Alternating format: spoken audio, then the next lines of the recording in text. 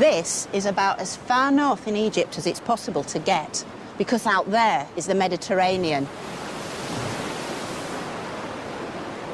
To my west is Libya, to my east, Palestine and Arabia, while Egypt itself lies down there to the south, 1,000 kilometres of desert cut right through the centre by the mighty River Nile.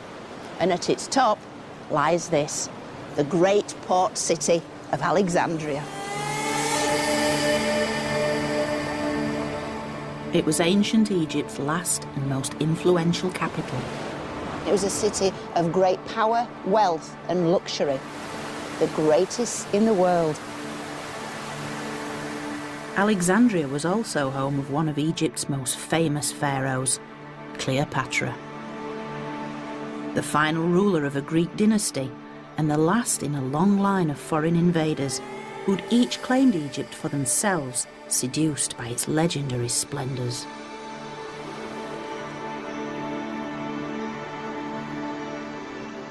By now, the pyramids were already thousands of years old.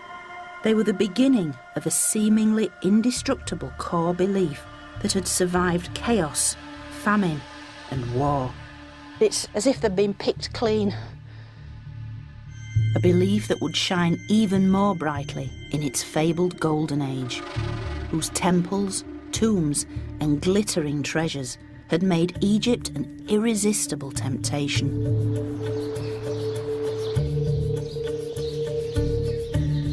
As jealous foreign rulers eyed a weakened Egypt, how could it survive successive waves of foreign attack?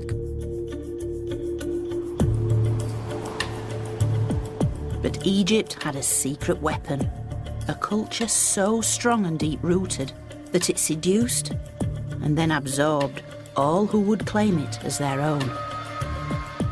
Welcome to my story of ancient Egypt.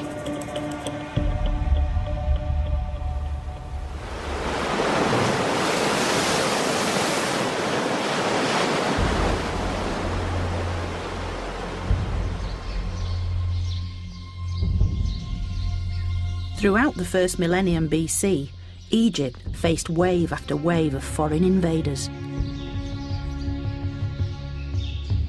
But in the face of such a strong and long-lived culture, all who would try to take over Egypt would themselves be taken over.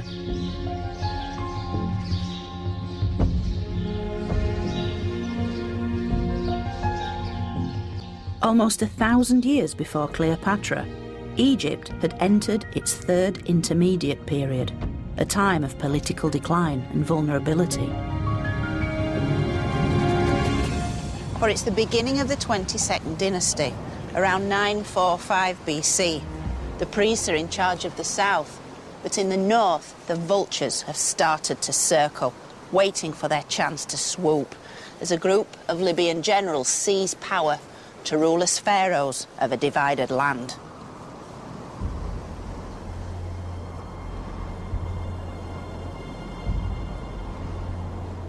In many ways, Egypt's waning power had been triggered by a loss of faith. When the authority of the New Kingdom pharaohs had begun to crumble, Egypt's once pious priests had helped loot the royal tombs in the Valley of the Kings, systematically dismantling Egypt's previously unshakable belief in the afterlife. With the decline in power of the New Kingdom pharaohs, the Libyans, who'd fought for the Egyptians as mercenary generals, gradually infiltrated Egypt's power structure and eventually took power as the 22nd dynasty.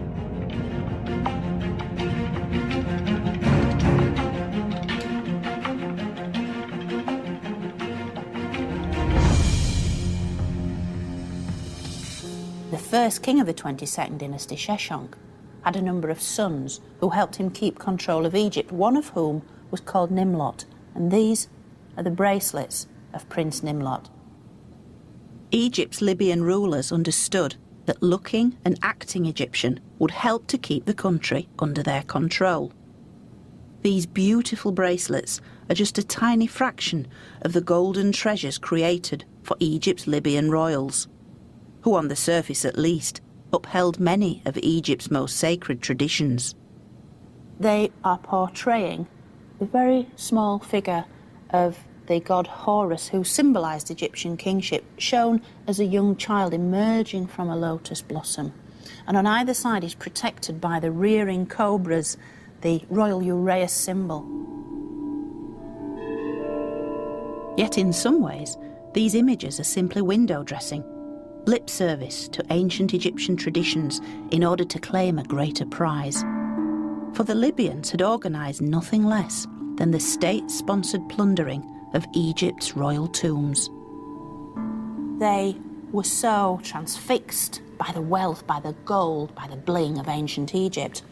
They wanted it for themselves, and over their several centuries' rule, while they appeared to look like pharaohs and to rule as pharaohs, Egypt never feels to have been a cohesive, united kingdom. They weren't Egyptians at heart, and that's really what mattered. In many ways, Libyan rule was destined to fail, because even if they were militarily superior, their adoption of Egyptian culture was at best superficial and was insufficient to unite the country. In the north, the squabbling Libyan elite fought amongst themselves, while in the south, the Egyptian priesthood, including yet more Libyan princes, still clung to power. A fragmented Egypt was easy pickings for any would-be invader. Egypt needed a regime that could reconnect with its most powerful asset, its history. And by 747 BC, that's what happened, when the Kushite rulers of Nubia made a direct spiritual connection with Egypt's glorious past. Now, the Kushites were Egypt's southern neighbours in Nubia. And from time immemorial, they and the Egyptians had kind of battled around the sort of southern border of Egypt. By the 8th century BC, however, the Kushites had the upper hand. They were fervent believers in Egypt's traditional gods, in some ways making them more Egyptian than the Egyptians.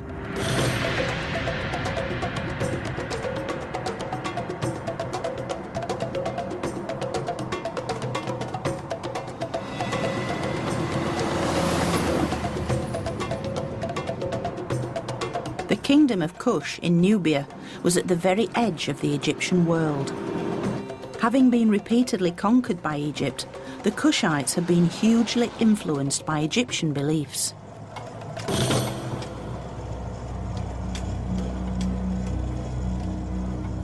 Beliefs that centred on this great sandstone mountain, Jebel Barkal. For centuries, it had been regarded as the mythical mound of creation.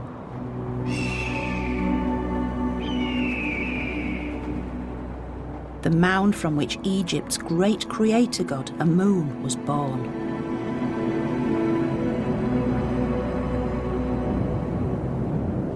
Here is the holy mountain. This is where the god lived in his primeval form.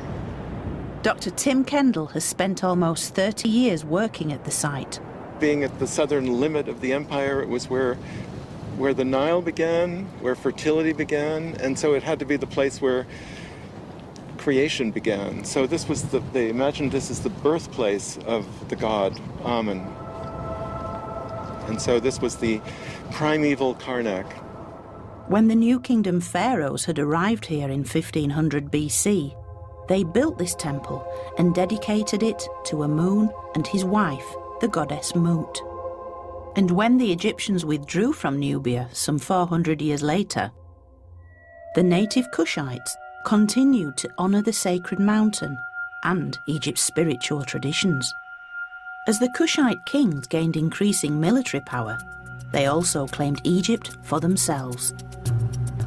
So when King Pi led a Kushite invasion of Egypt in 747 BC, he didn't plunder or destroy, but restored and rebuilt, and founded Egypt's 25th dynasty. The irony is that he's conquering Egypt to put everything right, I suppose. So it's all such a cycle of rebirth, regrowth, redevelopment, and the Kushite kings are really kind of tapping into that ancient power source and just sort of giving it back to the Egyptians. It's like starting time all over again and doing it right. So they had that same sense of history and continuity as the Egyptians. They are the natural successors of the 18th dynasty kings. Fueled by a genuine desire to make their own mark in Egypt's long story, the Kushites began to rebuild Egypt here in their Nubian heartland. King Pi expanded the existing temple of Amun at Jebel Barkal to balance the original great temple of Karnak in Egyptian Thebes. But while the Kushites had absorbed the culture of Egypt, they still had their roots here in Africa. This cultural fusion is quite clearly expressed in this extraordinary representation of the Egyptian goddess Mut. The face of the goddess Mut has tribal scars. And look, we'll see if it shows with this light. You see the 3 lines of her face? So this is an Egyptian goddess with a Nubian makeover? Yeah, she was a goddess of Nubia, and it was appropriate for Nubians to have tribal scars. So this is a very, very graphic version of the way in which local Nubians were making the traditional deities of Egypt their own, physically marking them. It's as if she's been stamped as a Nubian. Yep. How incredible. This is such a land of surprises. That is beautiful.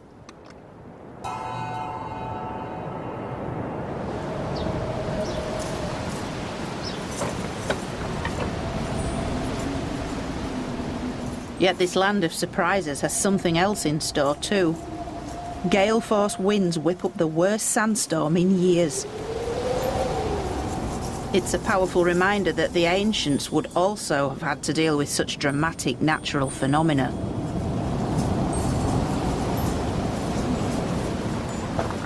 You can certainly taste the grit in your teeth. The ancients would have tackled this using spells, rituals. They would also have made extra offerings to specific deities, most notably Osiris's brother, god Seth, the god of turbulence, the god of storms, the god of red-headed individuals who were seen as somewhat turbulent too. Can't imagine why.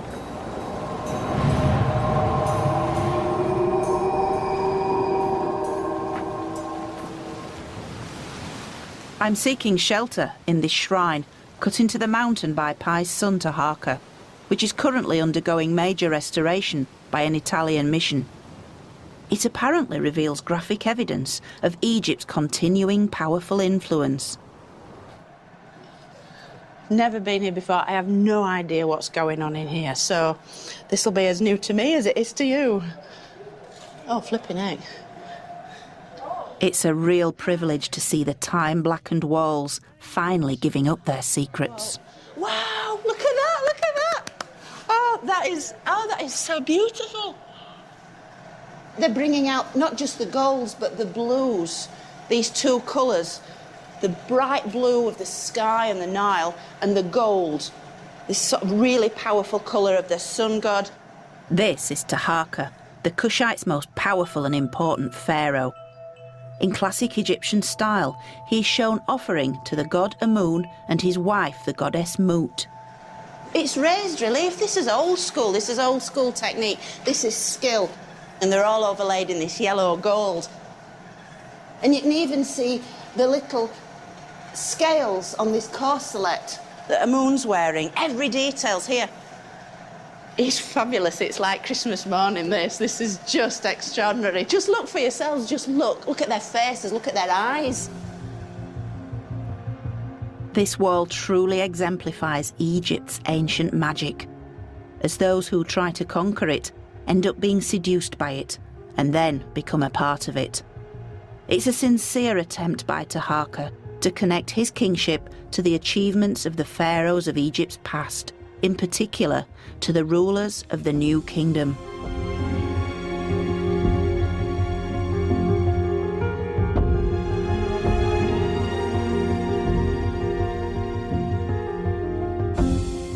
So although history records that Taharqa conquered Egypt, this scene reveals it's actually Egypt that conquered Taharqa. It's as if the Egyptian identity will always win out, no matter what. So much so that Taharqa is even shown with the ram's horns of Amun, identifying him as the son of Egypt's god of gods. These were worn by Amenhotep III in Luxor Temple in the 18th dynasty.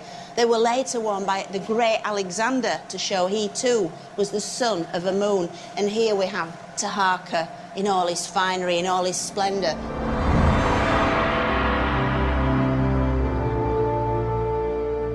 Who knew that they were here, hidden away in this special, special rock? We've come to the heart of Jebel Barkal now. We've come to the heart of Egyptian religion, because this is the very birthplace of Amun himself, and here he is, just for us, right now, emerging from the walls. Very few people have ever seen this.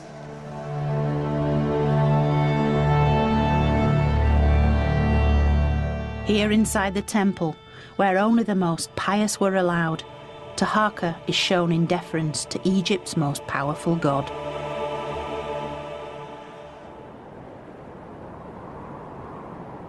And outside on the mountain, he exhibits his devotion on a truly monumental scale by embellishing the very top of its pinnacle.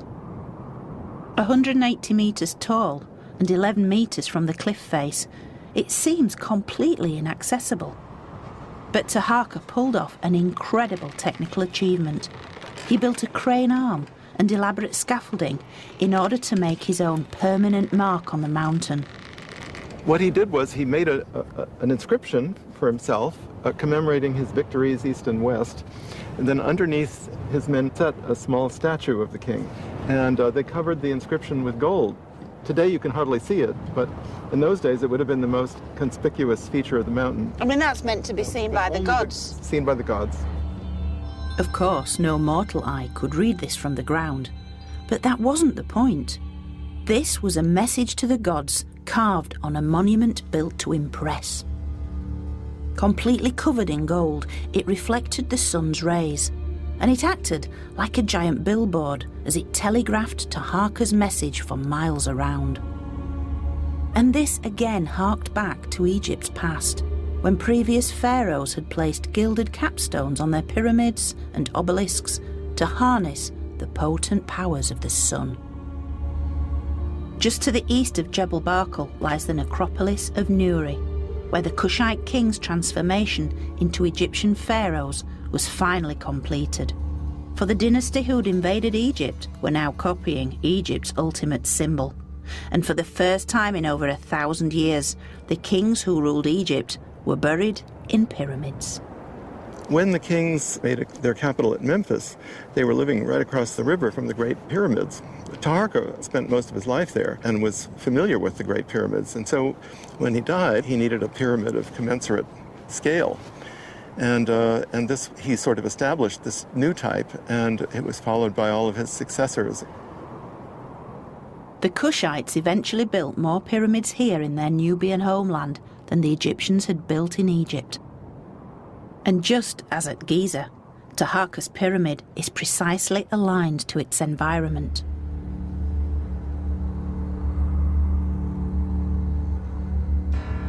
For on the exact day when the Nile flood begins to recede, the sun sets just like this, directly behind the Jebel Barkal pinnacle. Yet only on this specific day, and only when viewed from the top of Taharqa's pyramid. That is totally impressive. Not just a skill, a feat of engineering, but such devotion to the gods. Gods, observing nature. Yeah. I mean, it would take a huge amount of observation to get the position just right, to get the day just right. Surrounded by these pyramids, the images of Amun and Mut and their monumental temples, it's easy to forget that the Kushites were actually a foreign power who'd taken Egypt by force. Yet it's almost as if Egypt was taunting its invaders. While you may try and dominate our land, our culture will ultimately dominate you. And as such, the Kushites left a legacy of renewal and resurrection. But like all Egypt's conquerors, the Kushites' moment in the sun was fleeting. For their 25th dynasty lasted but a century, as a far more ruthless and ambitious power now invaded.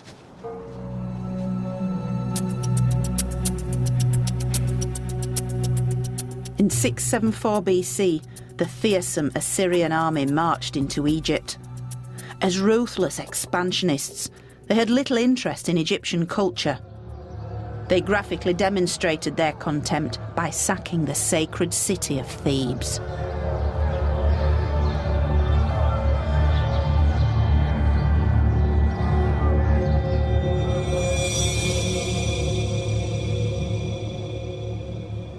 The Assyrians, unlike the Egyptians, they're interested in expanding their empire and really taking over other parts of the world, and they do that by violence. This very un-Egyptian bronze helmet was discovered in Thebes. It is one of the very few objects that reveal the Assyrian takeover of Egypt. Despite possessing equally powerful iconography of their own, the Assyrians had little time to leave their mark. They simply stamped their authority upon Egypt by trying to rip out its religious heart.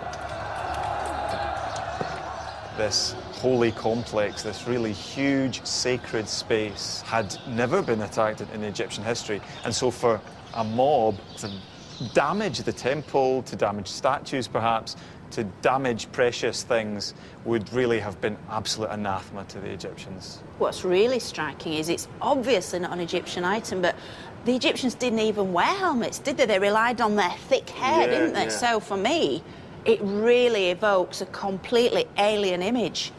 I mean, the Assyrians, war was their business, wasn't it?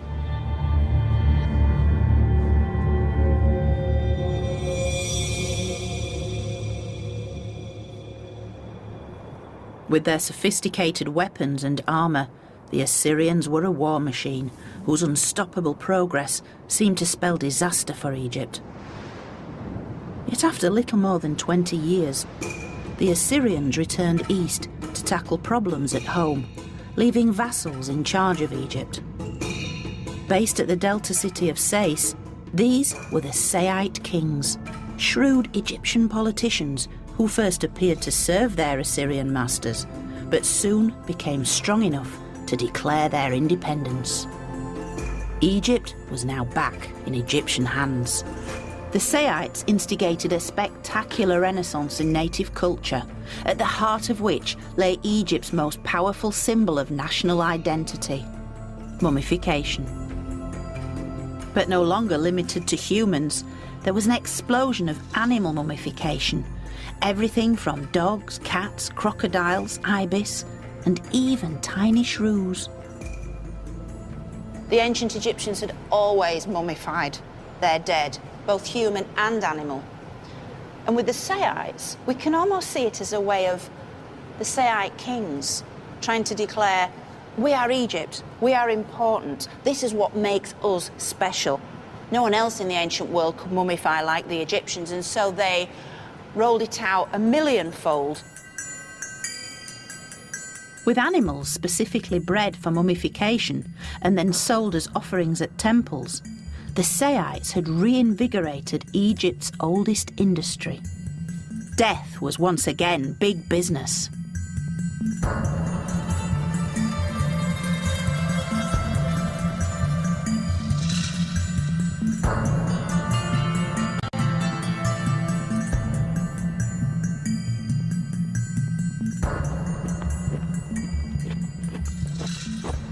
Now, this might look pretty silly, but around 2,000 years ago here at Saqqara, this would have been a very common sight.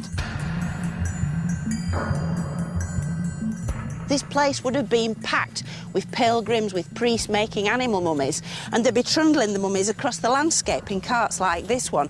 So we must get out of our minds this idea of Egyptian priests as these pious, quiet figures wafting through the landscape, when by this time it was all carried out in great numbers.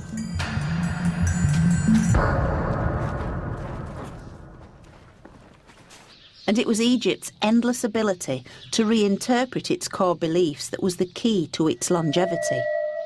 For millennia, the Egyptians had believed that the pharaoh was a living god who embodied the soul of Egypt.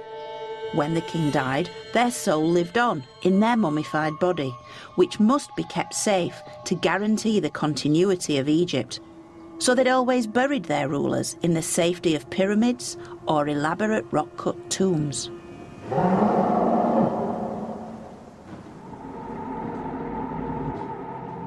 But in times of increasing unrest and foreign rule, the Egyptians could no longer rely on even having a pharaoh to bury, and so they turned to another centuries-old practice.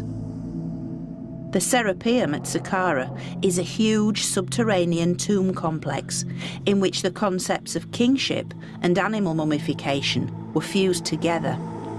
For each of these giant granite sarcophagi once contained an animal believed to embody all the qualities of kingship.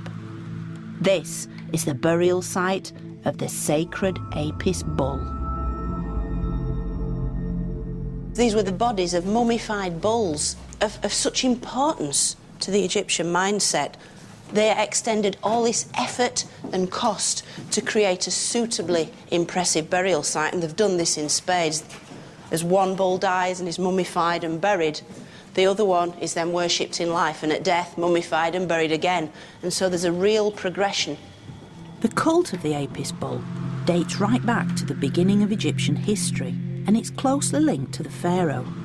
It was believed that when the sacred bull died, it became one with Osiris, the god of the afterlife, and so became an Osiris Apis, or Serapis for short. And these sacred bulls became hugely important under the Sayites. During times of foreign occupation, when Egypt was increasingly being ruled by pharaohs in absentia, be it in Persia or wherever else, for the Egyptians, they needed a physical presence, and the Apis bull provided this presence because they could see it with their own eyes. They could celebrate rituals in its company, and at death it would be mummified and then buried in the manner of pharaohs going back for millennia. So it was crucial to have this creature here, each one successively buried in a sarcophagus just like this one. We're looking at some serious devotion to this sacred creature and everything it represented for Egypt. In many ways, the Serapeum is Egypt writ large, in which its core beliefs are taken to extremes. Being down here really makes you feel minuscule. You realise you're now walking amongst the gods. Words fail me, frankly, because of the enormity of it all, but that was the thing. That was the skill of the Egyptians. They batter you over the head with this idea of the colossal, the monumental, the spectacular. Yet the Egyptians' devotion to the Apis bull had left them vulnerable. By embodying the power of Egypt within a single living animal, they had created an easy target.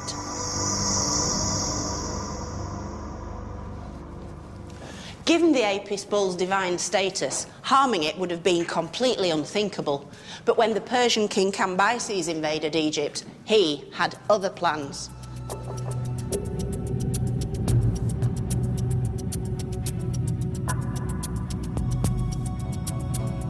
The Persian Empire is swept west, taking all before it, and then into Egypt itself. The Persian king Cambyses entered Egypt in 525 BC and destroyed the Sayyid dynasty. Much like the Assyrians, the Persians were ruthless expansionists, chiefly interested in enlarging their empire. And Cambyses seemed to have trampled all over Egypt's ancient traditions.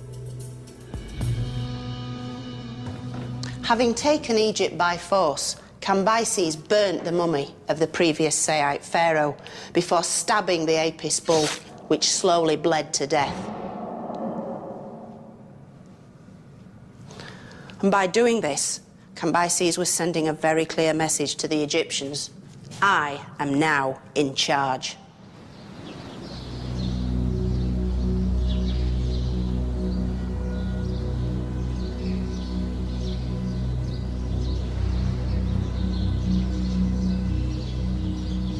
For the next 200 years, the Egyptians were little more than the heavily taxed servants of the Persian Empire, and with all attempts at rebellion met with extreme retaliation, Egypt needed a saviour, an outsider who could be transformed by Egypt's powerful ideology, and in return could transform Egypt. Enter the Macedonian Superman. Enter Alexander the Great.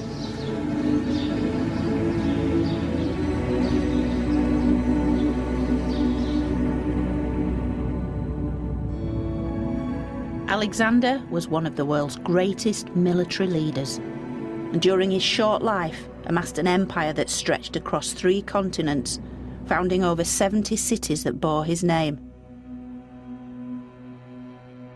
After his initial defeat of the Persian king, Alexander marched unopposed into Egypt in 332 BC. The world's most successful empire builder had arrived, not only transforming Egypt's future, but preserving its ancient past. It really is no exaggeration to say that Alexander the Great is one of the most remarkable people who ever lived.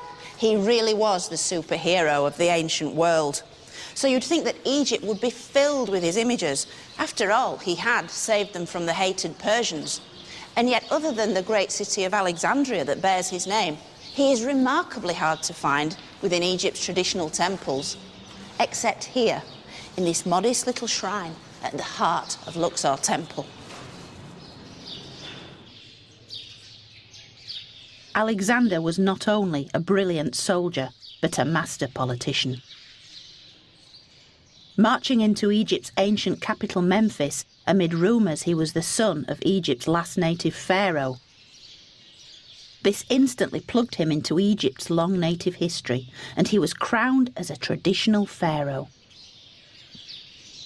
Here he is, the great man, repeatedly across the walls of this limestone shrine. And yet you'd never know it was Alexander simply by looking, because he looks like every other Egyptian pharaoh. But he knew their secret, that to rule Egypt, you had to appear to be an Egyptian. And he did this brilliantly, to the extent that he had his name, his Greek name, Alexandros, written in the Egyptian tradition, even in a royal cartouche. And it's the only giveaway that this is Alexander the Great, because there is his name, Alexandros, written in typical Egyptian style, and there he's even wearing the red and the white dual crown of a united land. And so he's encapsulating everything that it was to be an Egyptian pharaoh. Just like the Kushite king Taharqa at Jebel Barkal, Alexander is shown offering incense to the king of the gods, Amun. But simply connecting with the gods wasn't enough.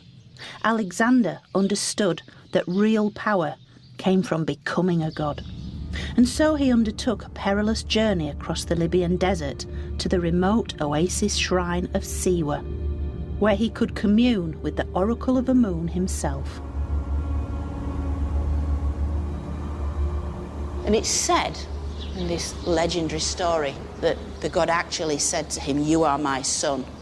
And from then on, something clicked in Alexander's mind, and he went off to conquer the rest of the ancient world, truly believing he was divine and he had the full blessing and support of Amun himself, the king of the gods of Egypt. Alexander would only stay in Egypt for 6 short months.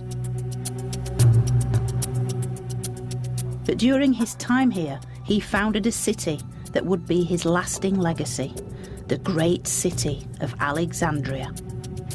Built on the Mediterranean coast to create trading links with the rest of the ancient world, the later historian Arrian recorded that Alexander had laid out the city's general plan himself. But lacking chalk or other means, he resorted to marking it out with grain. When a flock of birds began eating the grain, Alexander regarded this as a bad omen. Yet his religious advisor quickly spun bad news into good and interpreted this as a sign that the new city would soon prosper and would one day feed the whole world. A remarkably accurate prophecy.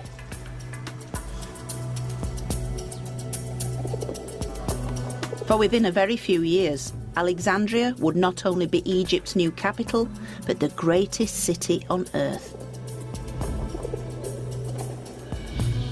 Although Alexander himself would never see it. Yet despite his pious nature, Alexander was essentially a soldier. In his quest to conquer the Persian Empire, he left Egypt in 331 BC, never to return alive. Moving as far east as India, he conquered an empire of 2 million square miles before dying in Babylon, aged only 32, but still undefeated and still the Pharaoh of Egypt. At death, Alexander was mummified, and his body became the focus of a power struggle. Some of his officers wanted him buried in his Greek homeland, but for others, he had to return to Egypt and be buried as a pharaoh, thereby preserving Egypt's long traditions. But it obviously meant that anyone who possessed his mummified body could also claim the throne of Egypt. And clues to this drama can be found here in the windswept desert of Saqqara. 10 years after he'd left Egypt alive, Alexander returned here, for his body had been mummified Egyptian style, and it became a hugely powerful talisman, for whoever held the body of Alexander the Great held Egypt. While en route to Greece, his cortege was diverted and his mummified body brought here to Egypt's ancient necropolis of Saqqara. Exactly where his tomb itself was remains a mystery. Although situated just metres from the Serapeum, is this collection of very un-Egyptian-looking statues. And it's these somewhat sandblasted statues that give us a real clue that Alexander may initially have been buried somewhere close by. Because these are the sculpted images of some of the greatest scholars and artists of ancient Greece.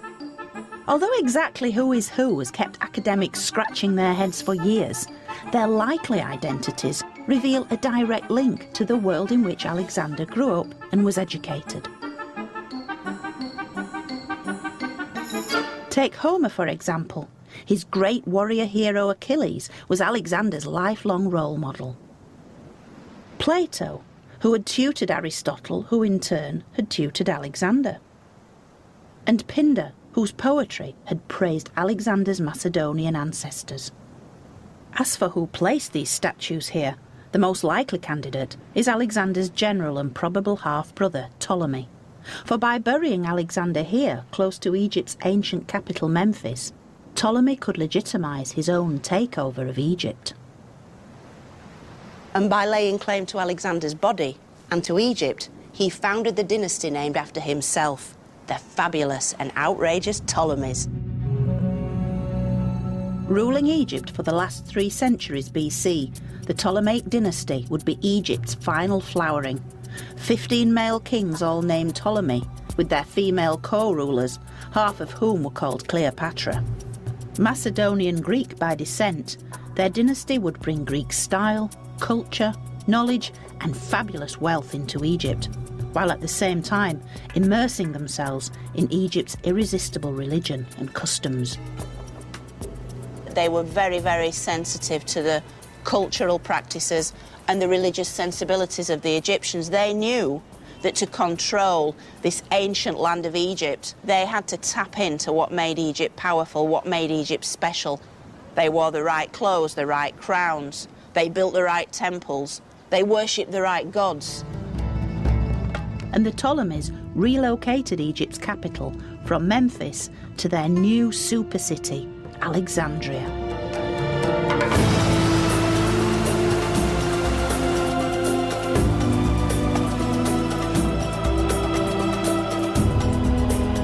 Built to Alexander's original plan, it was one of the most lavish construction projects on Earth. The historian Strabo would later comment that the city had magnificent public precincts and royal palaces that covered 1/4 or even 1/3 of the entire area. The colonnaded marble streets were over 10 metres wide. There were public baths, a huge gymnasium, and one of the greatest wonders of the ancient world, the 135-metre-tall Pharos Lighthouse that guided ships safely into port. And at the centre of the city, Alexander himself, whose mummified body had been exhumed from Saqqara and brought here.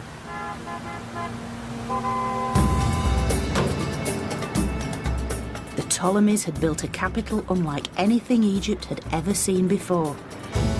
For in Alexandria, a new Egypt was being born.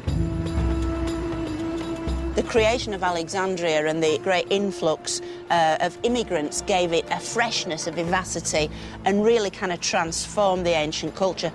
whereas previously Egyptian civilization had developed along the Nile and in many ways was quite inward-looking, quite insular. I think the fact that Alexandria was open to so many diverse influences, religiously, culturally, and this gave it a real air of tolerance. I think I'd have felt very at home here. There's a real sense of culture and learning and appreciation of life. Today, Alexandria is the largest city on the Mediterranean, stretching for over 20 miles along the coast. As Egypt's largest seaport, it caters for over 80% of the country's imports and exports, a legacy that reaches directly back to the Ptolemies. Having improved Egyptian agriculture by reclaiming new farmland through increased irrigation, they supplemented the Egyptian staples with new crops such as cotton and better grapes for wine production. And today the markets of Alexandria still buzz with some of the early city's lively cosmopolitan style. Welcome. Shukran gazilan. I'm going to try and find the nearest equivalent to ancient Egyptian delicacies, and these are dates, and the ancient Egyptians used to make pastries and bread from them because they had a very sweet tooth. I think I might have to taste one just for quality control, you understand. See how authentic they are. They are very nice. This is incense in its raw state, and of course this was burnt in temples and in funerary rites. The port city of Alexandria became a huge hub of international trade, establishing routes with Greece, the Middle East, India, and even Britain. And as native Egyptian goods like papyrus and perfume flowed out of the country, new exotic luxuries like spices, silks, and wines poured in. The Greeks loved olives, and so these were imported, and the Egyptians started to grow them. I'll definitely have some of these delicious. Black pepper.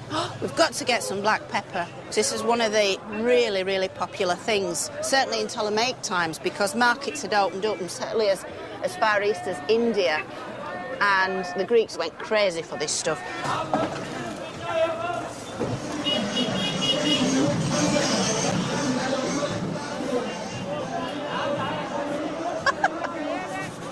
It's certainly lively shopping in Egypt. Never a dull moment.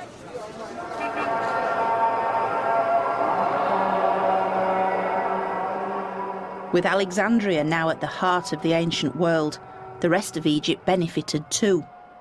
For determined to honour their adopted country's long history, the Ptolemies undertook a massive temple rebuilding and restoration programme. Indeed, modern visitors can often fail to realise that many of the places they visit were either built or restored by the Ptolemies. Esna, Edfu, Dendera, Komombo, all of these are Ptolemaic buildings that tourists and scholars admire so much, and yet they really don't give sufficient credit to the people whose vision created them. The most impressive of all such temples lies the farthest from Alexandria. Deep into Upper Egypt, close to Aswan, is the stunning Temple of Philae, which in Egyptian meant the end, since it was located at the very southern edge of Egypt. Much of the temple was built by Ptolemy II and his co-ruler and sister, Arsinoe.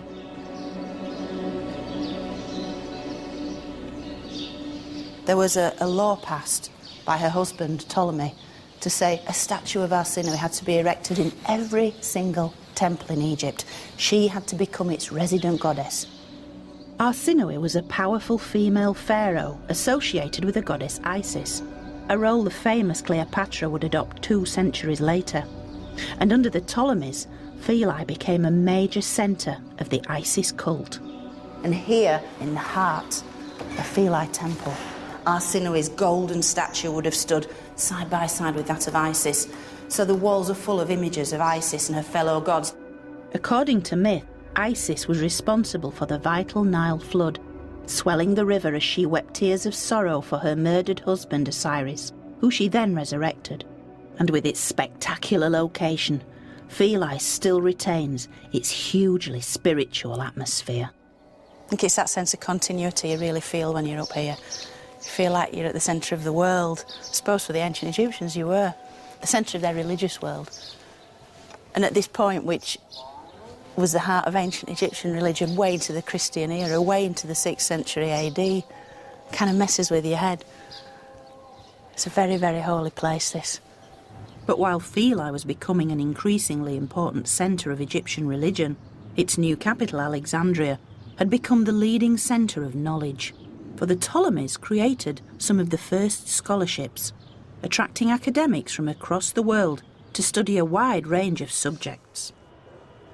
Biology, theology, astronomy, geometry, anatomy, philosophy. And of course, my own personal favourite, history. And at the centre of this intellectual hothouse was the famous Royal Library. Up to 500,000 works were once housed within to compete with the famous schools of Plato and Aristotle in Athens. And today that legacy lives on, with Alexandria's striking new library. Ptolemies really did appreciate that knowledge was power, and they wanted that power. So they brought together in this one single place some of the greatest works in human history. The plays of Aeschylus, Sophocles and Euripides, the works of Aristotle the philosopher, the Old Testament scriptures, and all the accumulated knowledge from the temples of ancient Egypt, all brought into this one single building. The Great Library also contained the works of Herodotus, a Greek historian who travelled the length of Egypt over a century before the Ptolemies had come to power. His accounts sum up the Greek fascination with Egyptian society. Not only is the climate different from that of the rest of the world, and the river unlike any other river, but the people also, in most of their manners and customs, exactly reverse the common practice of mankind.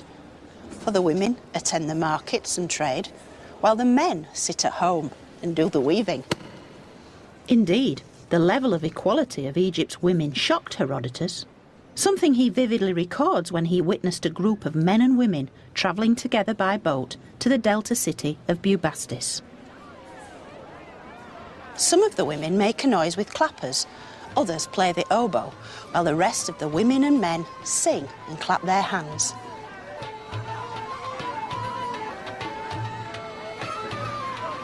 Some of the women shout mockery to the women of that town they are passing, whilst others dance and others stand up and expose their private parts.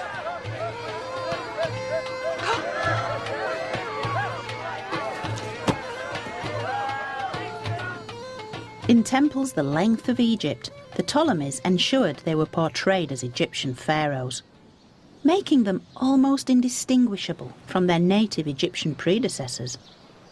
Yet in Alexandria, the blend of Greek and Egyptian could sometimes create a hybrid of rather strange results. Hi, Naveen. Hi, how are you? Naveen Sami is a local historian who spent years studying this remarkable tomb complex built just after the Ptolemaic period. And here we come to the unique main burial chamber. That's mad. That is fabulous.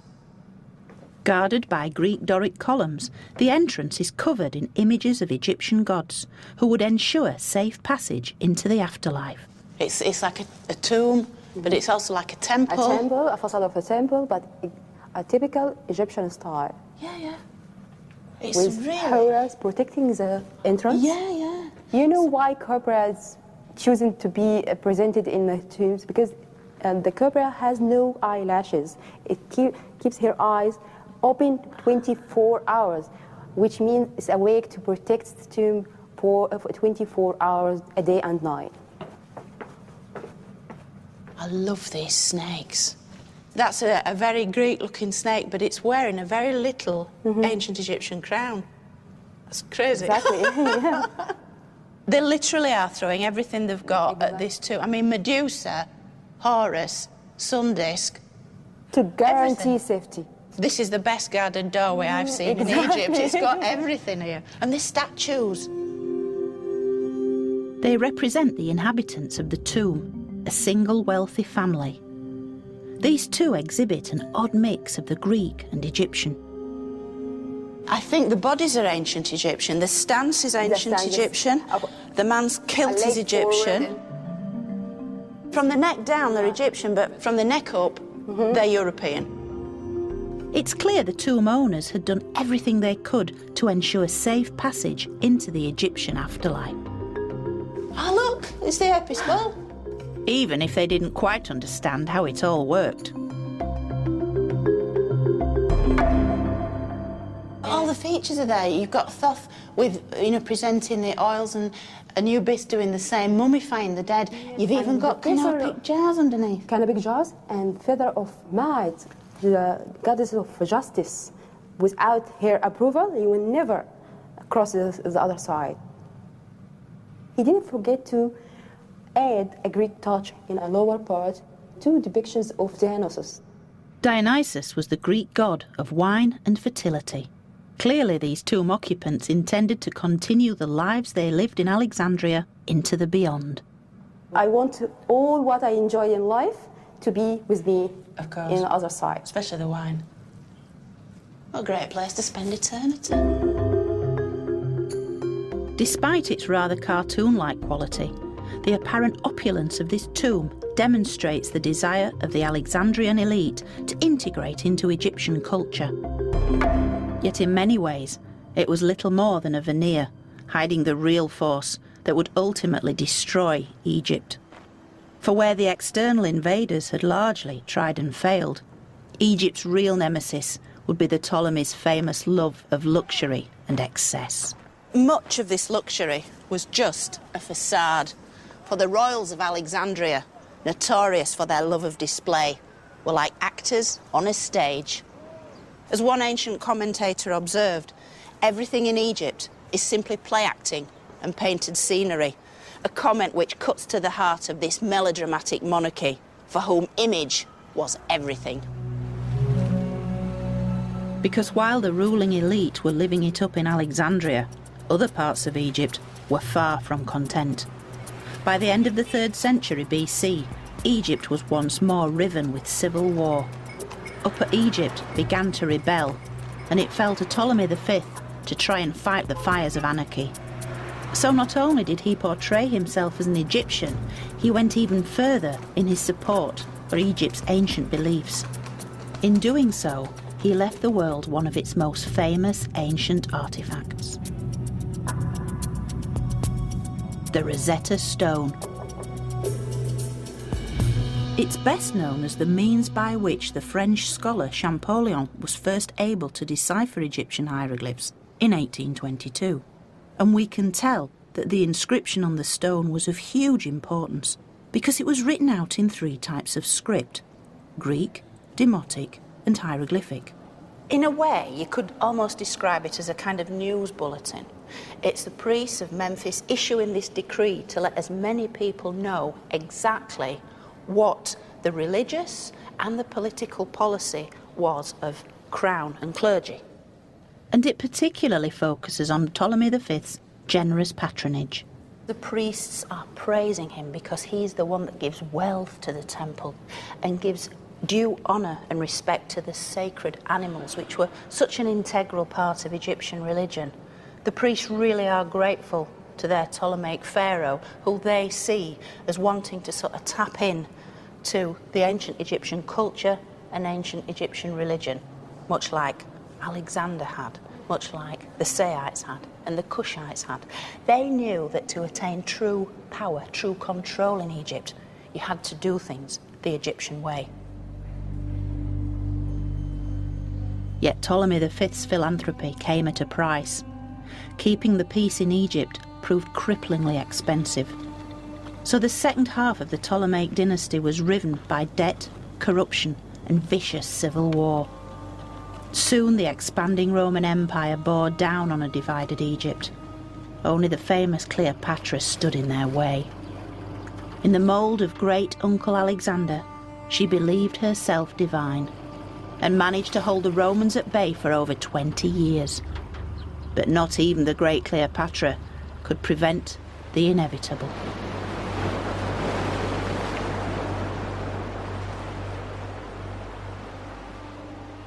And so it was that in August 30 BC, Cleopatra's famous suicide brought an end to ancient Egypt as we know it. This epic culture, which had lasted for 3,000 years, came to an end in a matter of days when on the 31st of August, Egypt was formally annexed by Rome.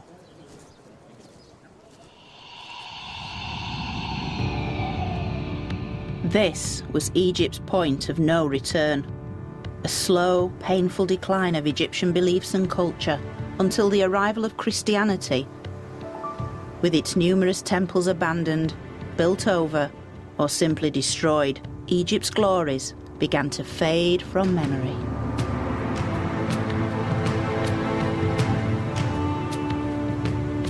But Egypt's great story can now be traced back 20,000 years to the very origins of its magical culture, which had evolved from its unique environment, creating a series of sophisticated beliefs able to unite a country to build great monuments.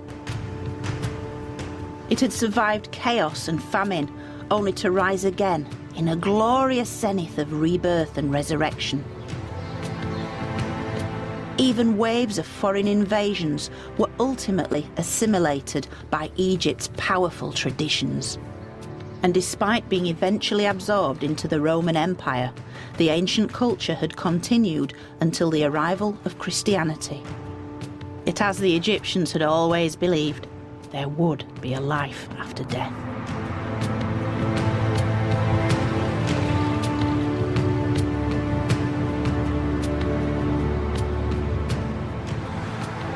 Cleopatra's Needle on London's embankment had lain forgotten in Egypt until the 19th century. But as pioneering Egyptologists began a 200-year process of rediscovery, ancient Egypt was reborn, and this time it went global.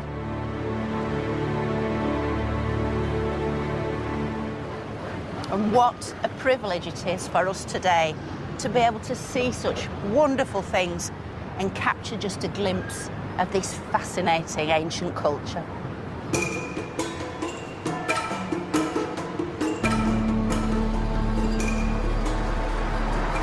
The culture of a people at one with their environment and who captured through their timeless monuments their own unique view of the world. In fact, the story of Egypt is far from over, for its rediscovery means that it is only just beginning. And it's the things that made the Egyptians so very special, have ensured that they're now known right across the world, and they've achieved their ultimate goal, to live forever.